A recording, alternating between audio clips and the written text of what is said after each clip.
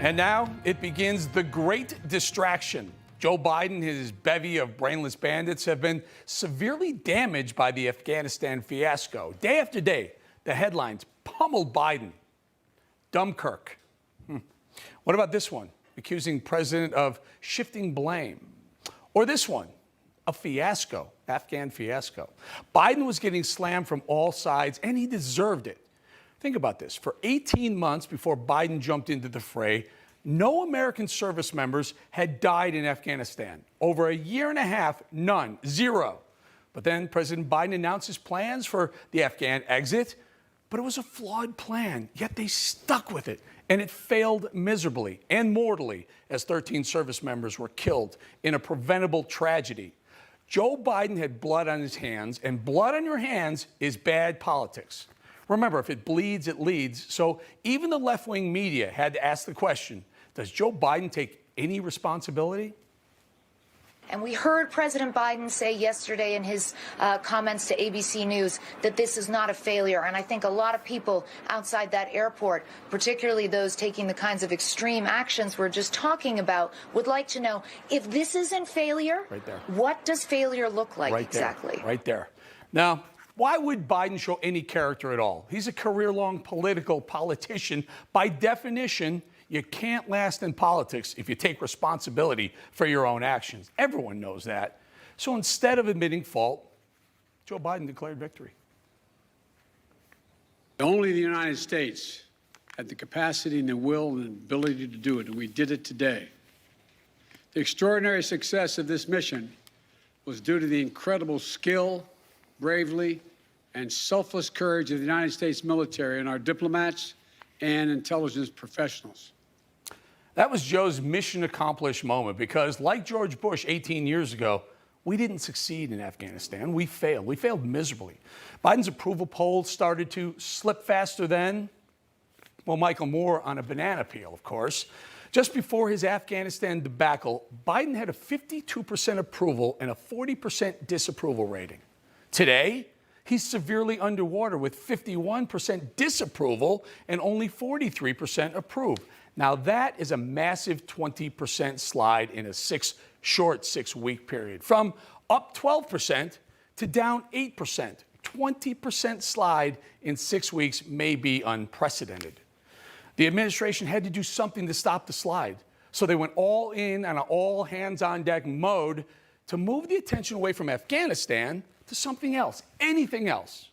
Here's Jen Psaki refusing to answer a question about that all-important call between a scared-to-death President Ashraf Ghani and a seemingly preoccupied Biden, preoccupied with the optics of his failing in Afghanistan rather than the deadly risk he was putting our folks in over there.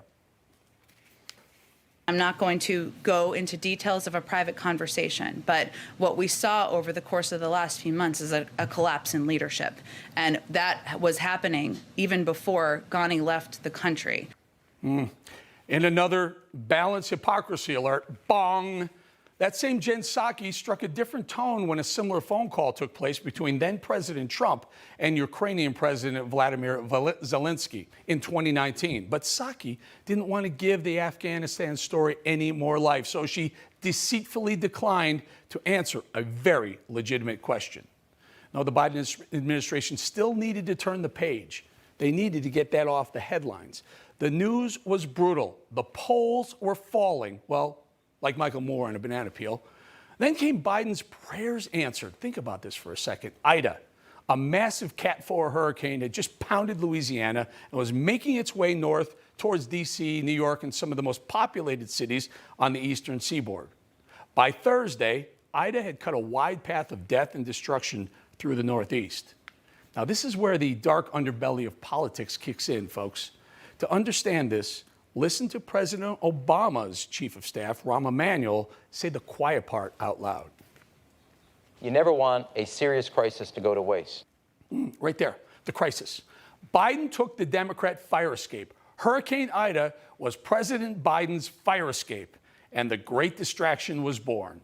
Yesterday, think about that, the Biden administration, perfectly timed, announced old Joe was going to go to New Orleans. Of course he was. Biden needed something to distract the public's attention away from Afghanistan. Of course he's going to Louisiana. Shake some hands, kiss some babies, throw some cash around. This is an age-old political strategy. When you're in trouble, find a crisis to latch onto and show your empathy. Shovel some money around to the victims, and voila, you're back on the good side of public opinion. But don't be fooled, folks. This administration is vapid. They only care about optics. Now, I've spent the week highlighting the fact that 13 American soldiers are dead because Joe is more concerned about optics than actual actions that put Americans in harm's way.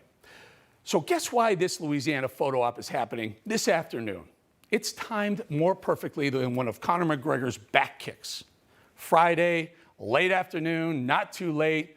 You definitely want the video of you touring a disaster to make it to the broadcast network's evening 6 p.m. evening news. So 3:30, 4:30, deliver some remarks, allow the networks time to produce up those pictures and get them on the screen.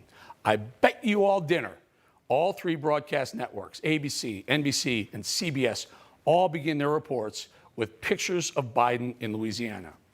The politicos in the Biden administration know they can lead the media away from Afghanistan and towards their guy, old Joe, with pictures and video of his compassionate and empathetic side. Think about that. The last news and pictures America will see before the weekend will be of old Joe Biden being the concerned president. Where was that empathy for our military folks last week when he allowed them to stay in the blast zone of a suicide bomber he knew about hours before it detonated? It's all a well-choreographed propaganda machine, folks, and we are the target audience. Hey, I'm Rob Finnerty. Thanks for watching. If you enjoyed this video, please join the conversation in the comments below. Don't forget to subscribe, too. Hit the bell icon to be alerted to breaking news. And remember, there's a whole lot more on Newsmax TV, America's fastest-growing cable news network. Newsmax TV, where real news for real people.